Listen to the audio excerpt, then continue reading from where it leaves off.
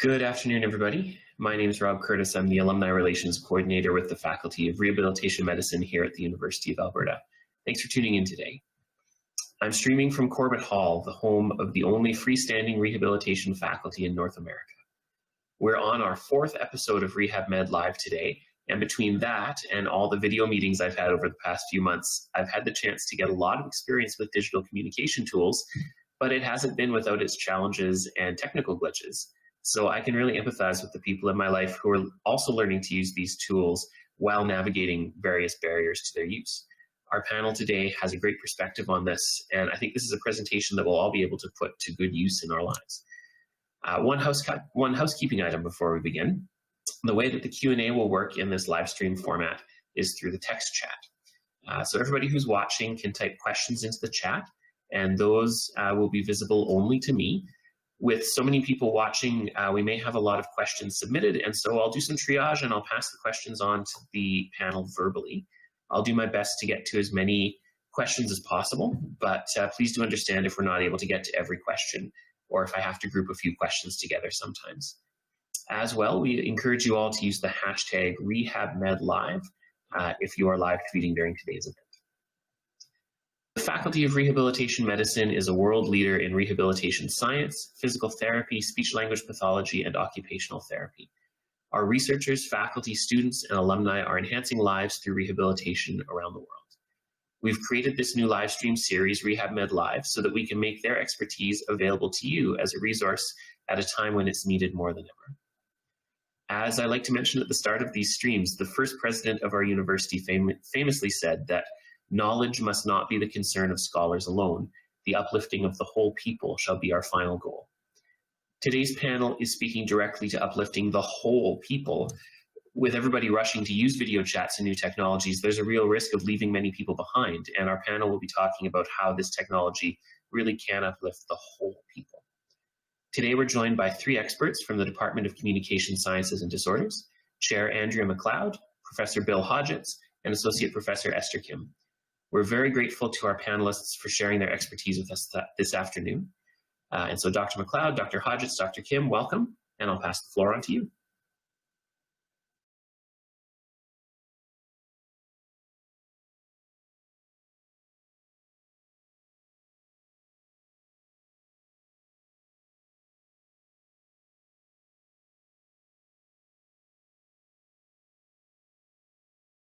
There we go. All right. Thank you so much, Rob, for starting us off. And we're really excited to be able to share this perspective with our community. So our presentation is going to focus on connecting and helping loved ones overcome barriers in communication technology. We're really excited to present this because May is Speech and Hearing Month, and if you're curious about what goes on during Speech and Hearing Month, you can look up the hashtag Communicate Awareness. Across Canada, there's different initiatives being taken on by our speech-language pathologists, audiologists, and other members of the community.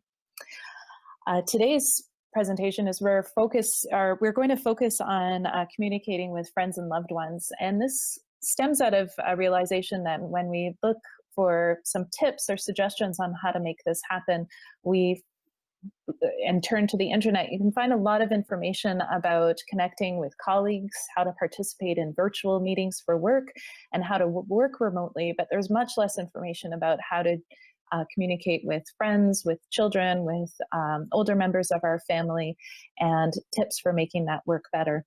And on this slide, you can see a Google search I actually did in preparation for this meeting, and quite quickly in the results of the Google search moved towards communicating in the workplace and not about communicating with friends and family. So based on this absence of information, our lab has worked towards developing 2 different surveys, one that is focused on children and their friends, and one that's focused more on adults. What we found in connecting or communicating with children and their friends, or communication, how things have changed for communication with children, our survey has been has found that one of the biggest changes for children is the loss of regular connection with their friends. So this is especially true for children that are in elementary school, and gets more and more apparent as children get younger. So children on a typical day may interact with their parents when they are going to school or daycare, with other adults and other children. And what we're finding is with the loss of daycares and schools, their network of people they speak with is really down to the house. So some of the ideas about how to help is to really think about coordinating some play dates. So kids can play favorite games, take turns taking a lead, even sharing a snack time. Remembering that as a parent, these little play dates don't need to be very long, just 10 or 15 minutes may be enough to just get the conversation going and getting everybody comfortable with this new media. Some ideas for this type of play date can be really thinking about when's a good time of day for your child and the other child. So avoiding times when they're a little bit more restless or tired. Snack time or a quiet time are good places to build it in. Brainstorming a few activities beforehand and starting simple. So using things like I Spy or Simon Says or Show and Tell, where we're really using the visual side of the media for children to be able to bring toys or look around them and to be able to play with the child on the other end. Sometimes reading a book together if we're looking more at building connections between the children, singing songs, learning a new dance, playing dress up, doing yoga, and even for some children that like to sit at the table and do an activity, doing a craft project or some Lego building together. And really seeing this as small steps. Children need to learn to play in this media. And even when I was looking for some images to put on this slide, what I found were images of children, like more in a school environment, clustered around an iPad or a computer. So we've used computers for different reasons, and now we're really trying to use them as a bridge between people to maintain that communication. And it's a learning process, and we're all kind of learning together, which is, I think, a benefit. Some issues that have come up in our survey is the children not quite understanding what's going on, and I just wanted to share a few resources about that are directed towards children. So parenting during COVID, the World Health Organization has put together quite a few interesting resources for positive parenting in this time, and they're available in a number of languages, so they're a really great set of resources. Explaining COVID to Kids, one of our Canadian hospitals has developed some tools for that. And there's a really sweet multilingual book for children that was also developed by UNICEF that's available in, I believe, 37 languages and counting, that follow the adventures of this young girl around the world as this pandemic expands. We're also in with our students in communication sciences and disorders, developing activities that are easy to do, that build into family routines and use common household objects. And the goal of these are really to build communication opportunities for children with communication disorders. So keep an eye on our website, bilingualacquisition.ca. We're going to make these available to the community by the end of the month, or I guess by the beginning of June now.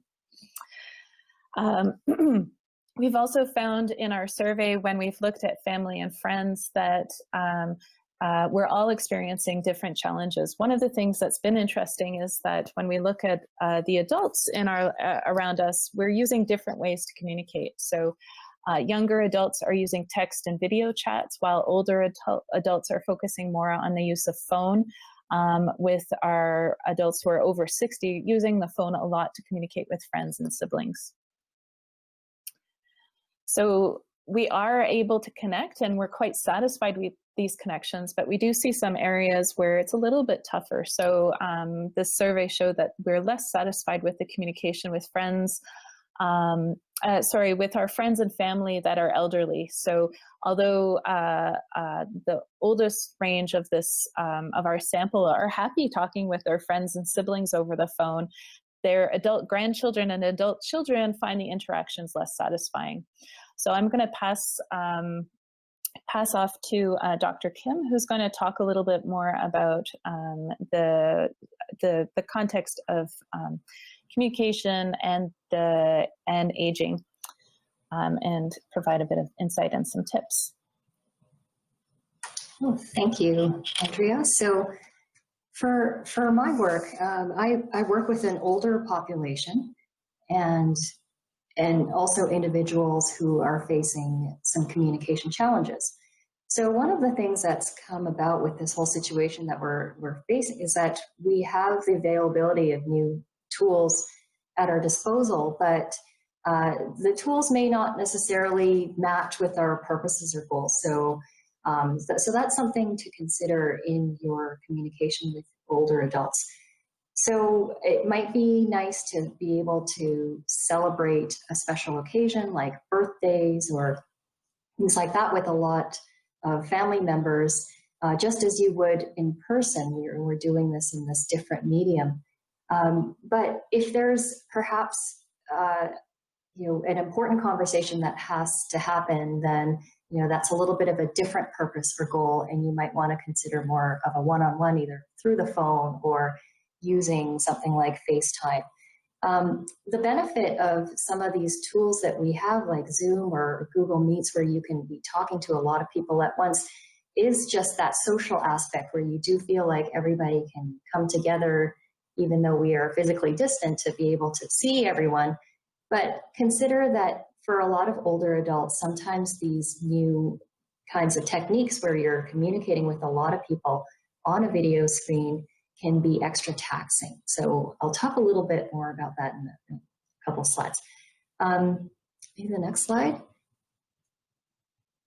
When we also want to think about other considerations, such as what technology is available and the older adult's comfort level with that technology. So for some people, they might be very used to using something like FaceTime to communicate with their grandchildren or with their children. And so this is not anything new or different. But for others who maybe primarily just use the telephone, then this is going to come along with some learning and some requirement of some new skills. You might also want to think about, perhaps if somebody has a tablet and a phone and a laptop available and you want to initiate something like a video call with them, and they have multiple options available, some additional challenges like maybe motor skills. It might be easier to navigate like a touch screen on a tablet versus using the mouse to navigate on a laptop. So that's another consideration. I think also thinking about, as I mentioned, that it can be cognitively taxing when you see a sort of a Brady Bunch setup with a lot of different cameras on your screen. Sometimes it's difficult to really pinpoint who it is that's talking. And I know a lot of these, like Zoom or Google Meets, will have features built in so that it highlights the speaker. And sometimes that can be, requires more attention resources. So that's, again, something to consider. Next slide. So in my work, I do work with people who have aphasia, which is a communication disorder, usually as a result of left hemisphere brain injury, like a stroke. And it can affect one's ability to speak, understand, read, and write. And so it's quite natural when we are communicating with people with aphasia that we might use some communication supports.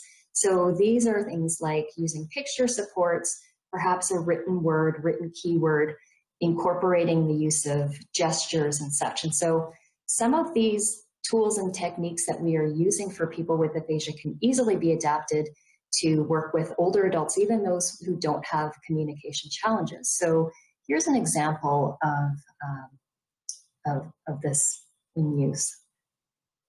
Next slide. So a lot of our SL, speech language pathologists who work with individuals with aphasia have been really great about sharing resources. And so this was a resource that I adapted from some of the SLPs at the Adler Aphasia Center in New Jersey. So these are instructions to download Zoom. And all it is basically it's simplified instructions with screenshots and picture supports. And this is something that can be shared with the older adults in your life. In our case, we used this prior to setting, we sent it out to our folks with aphasia prior to having online virtual group meetings to make sure that everybody was able to download. And then it might just require, perhaps you have an event coming up where everybody's going to be meeting on Zoom. Maybe prior to that, having a test call or just to troubleshoot any issues that might come up. That's something that can easily be done. On the next slide, we also, in some cases, might just do some screenshots and sharing with some of the additional features. So how to change the different views. Some of the different things that come up where you have to click to join, or how to mute and unmute yourself, or using some of the features like the reactions, for example, in Zoom. Again, this is just to illustrate how something as simple as perhaps screen sharing and putting that in a document and sharing it that with individuals can go a long way in trying to explain the use of how to use these new tools for individuals who are not used to this new technology and might have a bit of trouble. Some additional considerations for older adults. Next slide. Particularly those who might have some hearing loss, there are a lot of tools available that incorporate closed captioning. Now, depending on the tool that you use, I think it varies pretty widely. And often you might need to have access to more of an upgraded or premium account. But you might want to consider there's a lot of great things about using this video technology, because older adults, particularly those with the hearing loss, are getting a really rich signal with the facial, with being able to see the face, any gestures, in addition to hearing the auditory signal as well. But in some cases, though, where there is a need for some additional supports, if you have the availability of something like captioning, that can be helpful, but also sometimes low-tech options work just as well. So I was in a situation yesterday where I was communicating with an older adult who has aphasia, who lives alone in a care facility, and we were having audio trouble with the Zoom, and so we had the video signal. I was talking to him on the landline, and I had a pad of paper with a Sharpie. So I was using all of these signals to kind of communicate and use those supports. So just the sense that we might have to be flexible, we might have to be creative in using whatever supports we can to make communication accessible with those older adults in our life. And Dr. Hodgetts will be speaking more specifically about some of the challenges that are inherent with communicating with those with hearing challenges. I'll turn it over to him. Thank you, Esther. At its root, the basis of communication is that we have an intended message by presumably a talker and a received message by a listener. And in ideal situations, that received message would exist in quiet and would be articulated clearly, and the listener would have perfectly normal hearing. And so that's how we think about communication in general. But we've been introduced with a new problem here. And next slide, please. I think we're all familiar with what that challenge is, which is that now we're distancing ourselves and having meetings in a different way. And I think as the slide here demonstrates, the intended message can sometimes be absolutely easy to understand and hear. But in other times I'm sorry. Okay, sorry, I was just making sure that my audio was on. I heard a ding. So here we have a broken up message. The hello no longer looks as, and we have hiccups in internet all the time. And that's challenging for all of us, but it's particularly challenging with people with hearing loss. Next slide, please. So as you probably know, many of you are maybe graduates, or those of you who are in the program, and some just familiar with communication sciences and disorders. Exclusion from communication definitely can cause feelings of loneliness, isolation, and frustration, and particularly among people who have hearing loss. And I would submit that we probably all feel to some extent that this is not just for people with hearing loss, but for all of us. Can you guys hear the vacuum in the background that just started? Good. Okay. It's just started in the worst possible time in the hallway. So right now we've got everyone struggling. Next slide, please. So I'm presenting here a couple of things that are framing the way that we're guiding our research right now with respect to these challenges we're facing. It's called the Framework for Understanding Effortful Listening. It's by Effortful et al. In 2016. Excuse me one second, I'm going to stop that noise. Perfect timing with respect to the environment being a challenge. As I walk through this model, we talked about the listener, and in that case we have hearing loss, hearing challenges. The language abilities of the listener can have an impact on your ability to listen to someone maybe from a different language. The other cues that Esther briefly touched on, things like lip reading, body language. One of the things that sticks out to me when we're not in a room together in a meeting is you lack all those cues about, the subtle inhalation that indicates I'm about to speak. No longer happens, and we're relying on little emojis to say, oh, I've got a thing to say. We're all adjusting to that, and it's more effort to be in a meeting. It takes more time to do these kinds of things. With respect to the talker, we have talkers that have varying accents from us, and our accents are different to them. Is the talker familiar? This is where we've been doing quite a bit of work, is trying to understand why it is that some people that are familiar to you are easier to understand than unfamiliar people. And we need to keep that in the back of our minds, that as we move onto the internet, those people that are familiar with us might eke out a little bit better understanding than those that are unfamiliar. So staying in touch with your elderly relatives, if you're familiar with them, it'll be easier for them than them trying to stay in touch with maybe somebody they're not so familiar with. To sort of speed through this a little bit more, signal quality, the internet and the phone. We know that the phone restricts bandwidth. We know that the internet restricts bandwidth. We don't fully understand the consequences yet of this reduction in bandwidth for performance, for understanding, and for comprehension for individuals. And so one of the areas we're opening up our research on is what happens when we have a good signal across the internet and a lousy signal across the internet. Are we losing the ability to follow information even if we have normal hearing? But that's particularly true of people with hearing loss. And finally, the environment is obvious. If we have lots of background noise, as you just experienced in the hallway, there's competing talkers, and the quality of our speakers can all have influences on the quality of the signal. Now, to the right of this graph, I'm showing you a three-dimensional plot that shows what effortful listening, the three components that require effortful listening. So the higher the cognitive demand, sort of on the x-axis here, maybe after this call, I have a call with my physician, a remote call with my physician. I'm going to have, there's going to be big words in that call. There's going to be things to discuss that are going to require cognitive demand that's high. I'm going to be highly motivated to find out what that information is because it's really important to me. So it's going to require effort to do that.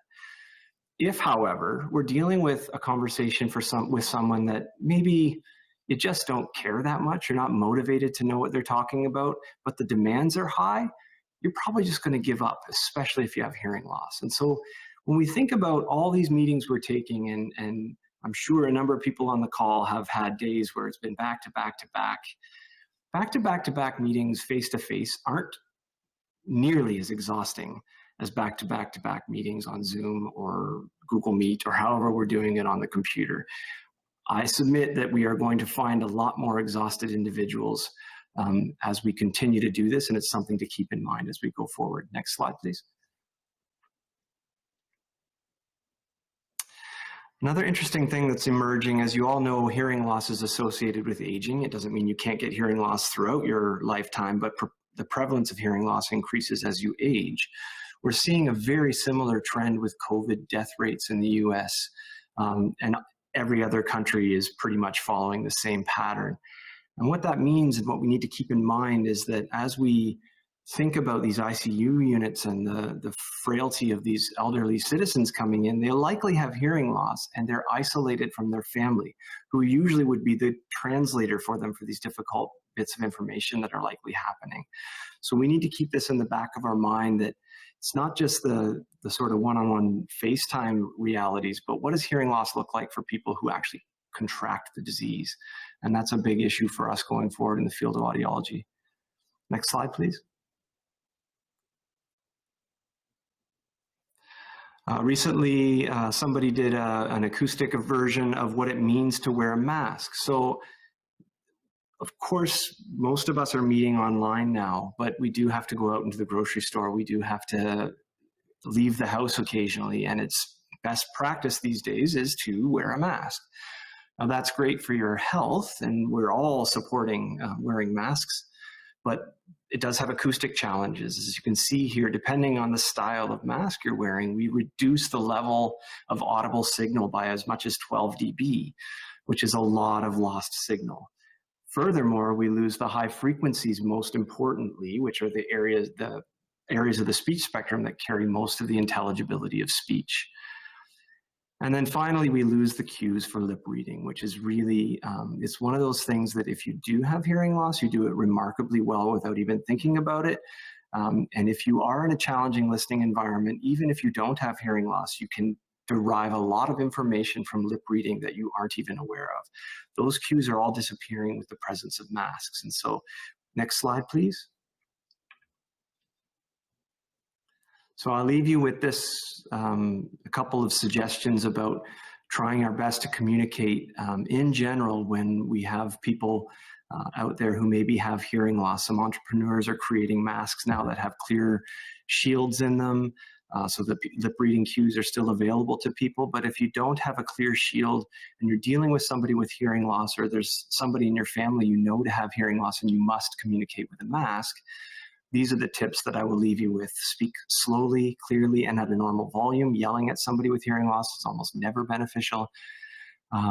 Make sure that if they have hearing aids that they're wearing them, and be cautious that most of the masks that we're wearing do loop behind the ear, and most of the hearing aids that we fit on people are behind the ear hearing aids. So there's a risk of feedback, actually pulling the hearing aids out of the ear, or just in general, them not wearing them because of the challenge of the mask. Typically rephrase your remarks, keep the background noise to a minimum, take your turns when speaking, and face each other at a safe distance. So I leave all of you with the thought that we need to be thinking about, in general, our best practices of communication at all times, including on the internet, but when we're out in public, thinking about individuals who maybe have hearing loss. And I'm imploring all of us to be cautious about assuming that everyone can hear normally. And if you don't hear normally, I'm inviting and encouraging self-advocacy about it. Be able to walk into the Safeway and say, look, I have trouble hearing. I'm going to need you to speak very slowly and clearly for me. Don't ask them to take down their mask. That's not advisable, but slow it down and speak clearly. Okay. And that's all I had to say.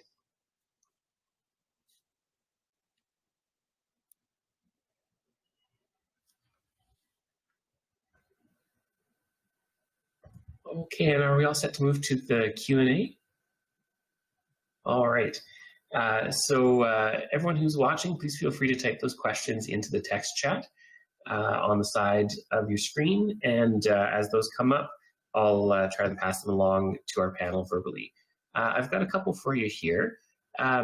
Just a quick one, first of all, Dr. Kim, the Zoom instructions that you had up on the screen, is that something that people can access online, or is it something that we can share with them potentially? Definitely, that's something that I can make available to you, Rob, to maybe put up. So far, I've just been sort of emailing them out to people in my networks, but I can make that available for wider sharing. Sounds great. So I'll send an email to everybody who registered with that attached, and we'll figure out how to get that to you for sure. One commenter here has heard that as you mentioned, video calling can interfere with some of the nonverbal signals that we're used to receiving during in-person communication, so body language, eye contact, and so on. Do you have any suggestions for things that we can do as speakers that will make us better communicators over these technologies? Is that directed to me or? Anybody at all? I think that it's challenging to answer that. I'm trying not to be a scientist purely here, but The issue I have with assuming that there's a way of just making the mouth clearer for people is that if it doesn't line up with the audio, it's actually going to be more detrimental to. So lip reading has to be exactly time synced to the acoustics that are coming out of the person's mouth, and any delay over the internet might make that even worse for people. So I would caution us trying to think about ways of zooming in. If we have any internet delay, it's going to mess people up more than just listening. I think often with these nonverbal cues, we're also using them to keep the conversation flowing and to subtly restate if we see somebody's a bit confused. So I think as a listener thinking about, and that's where things get tiring because we're adding this extra step, but maybe I think it can be helpful to be a little bit more explicit. So if you're confused, to say, you know, hang on a second, could you say that again? I was a bit confused, rather than relying on a wrinkled brow to transmit that message because the timing of that might not come out, or the internet connection may be a little bit fuzzy, so it's not as clear. If you're understanding and things are going, you know, move a little bit more so the person knows that they see you moving and, you know, agreeing along.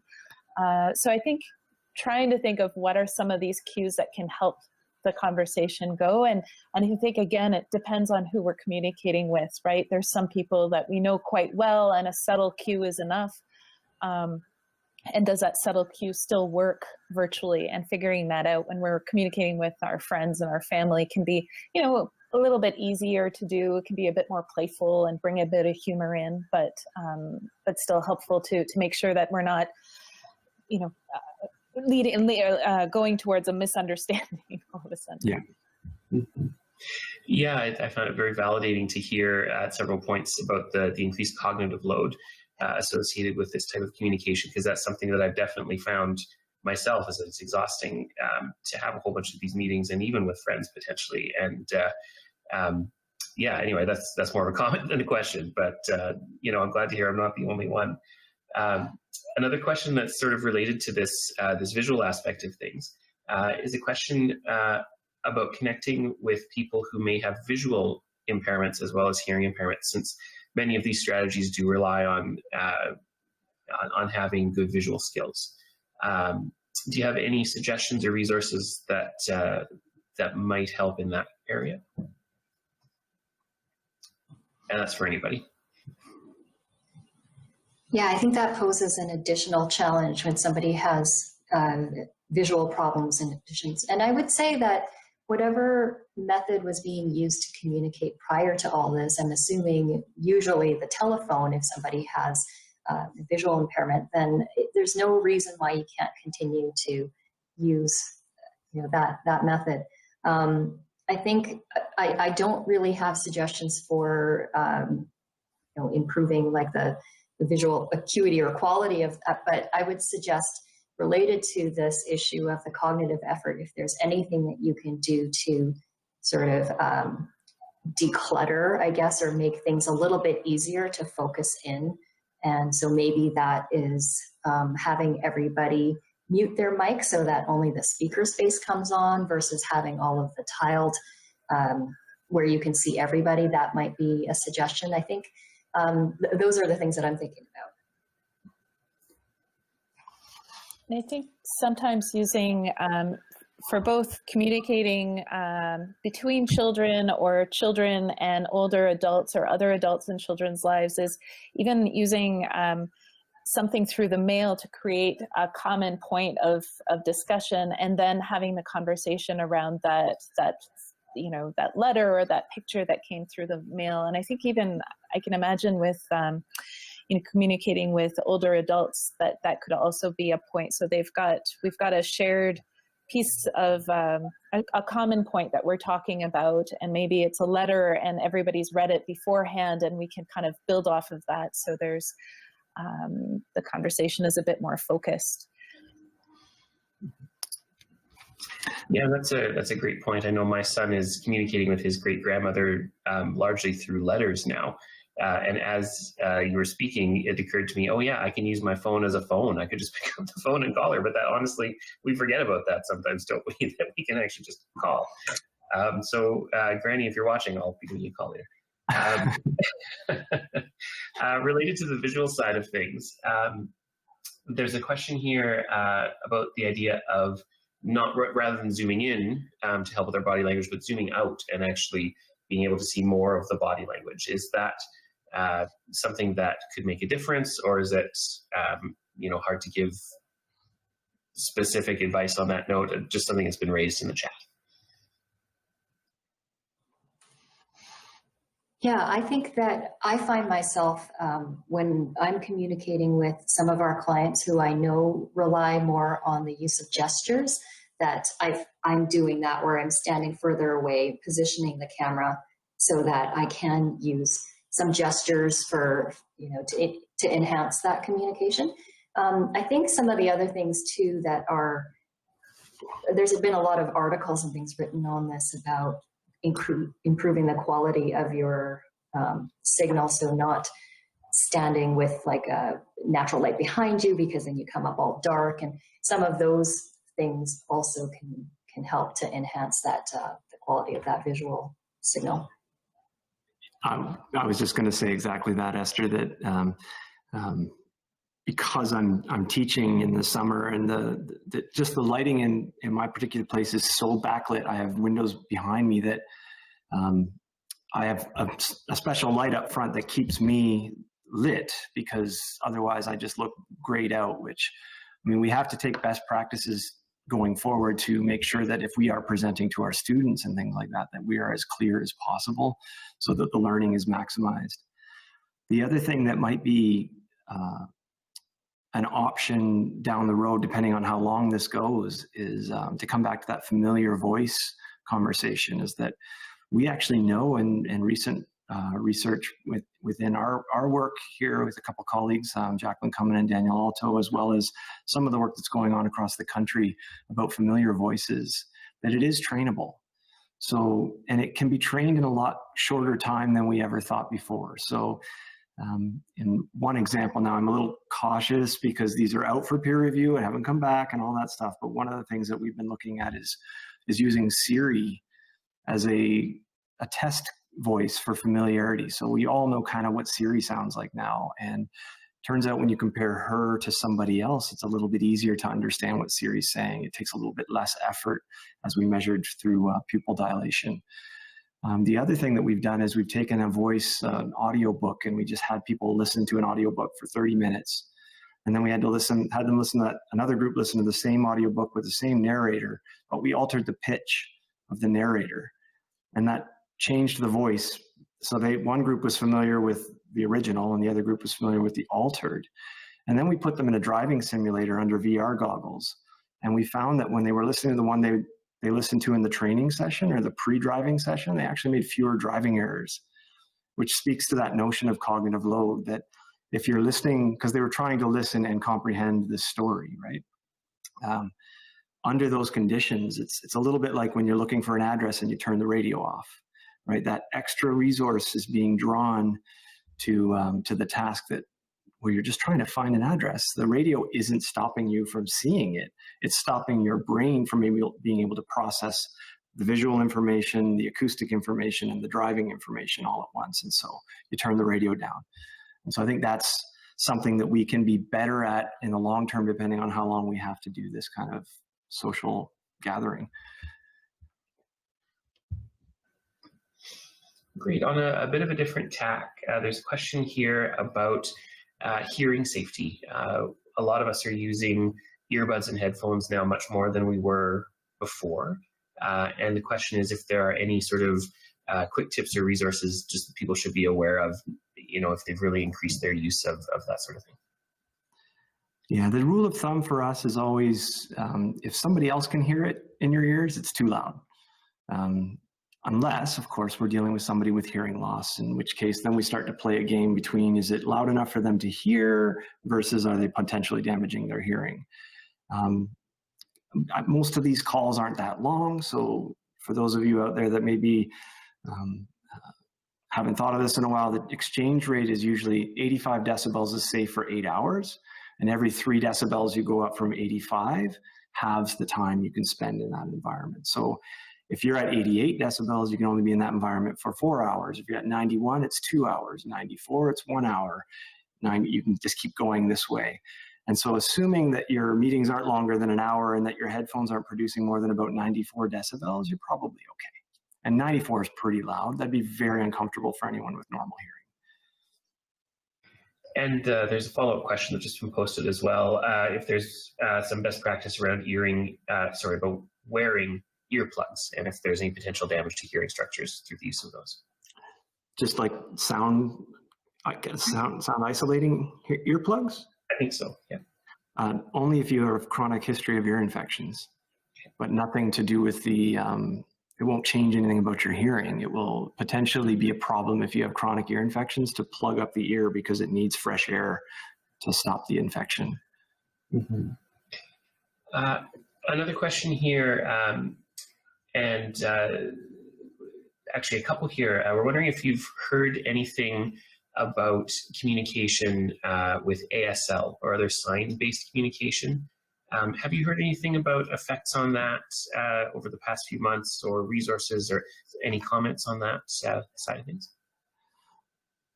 The few comments or discussions I've seen is that they're a community that have been using video chats for quite a long time. They were probably one of the communities that were the earliest adopters, and that they have some expertise that they could share with us that that we feel like we're reinventing the wheel. And they're like, we've been doing this for at least 20 years. So, you know, welcome to the future. Mm-hmm. I don't know if either of you have had more specific insights. That's exactly what I was going to say.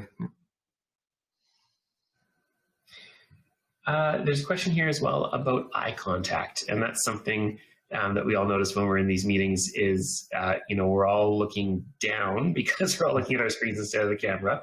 And I found it can actually be a little disconcerting to just stare right into the camera like that. We're not quite expecting it instantly. And the question is, to what extent is that lack of eye contact a problem in online communication? And any thoughts that you might have specifically on eye contact?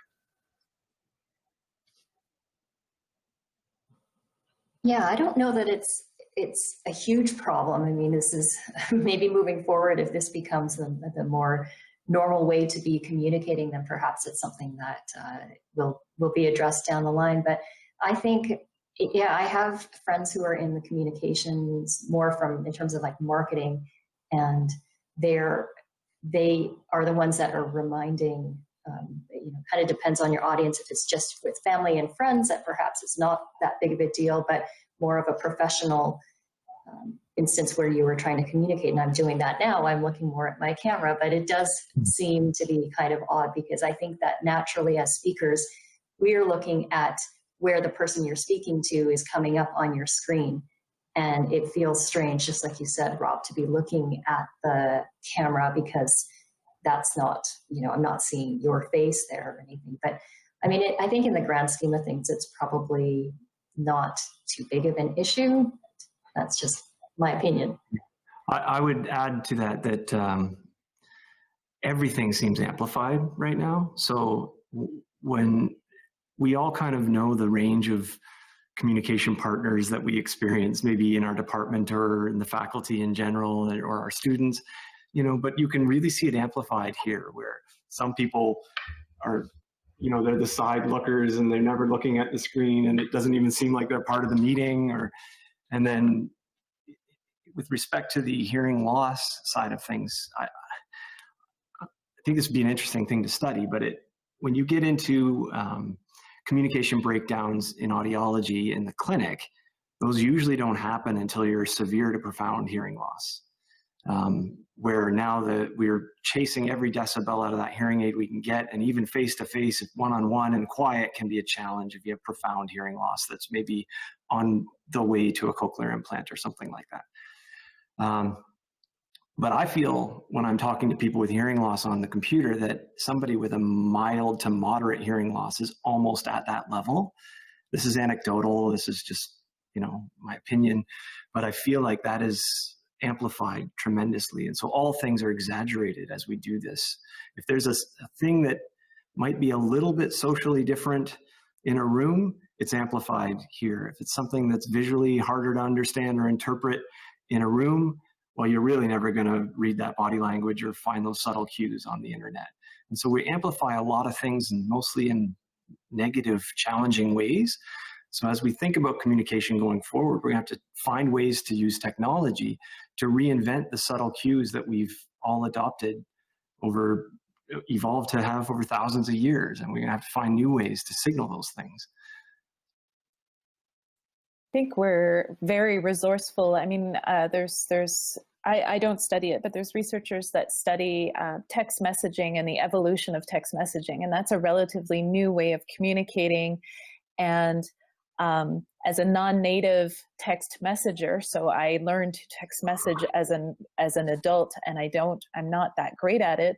If you look at teenagers' text messages who are native users, it's amazing. They've got, short form means certain things. Capital letters are a certain type of tone.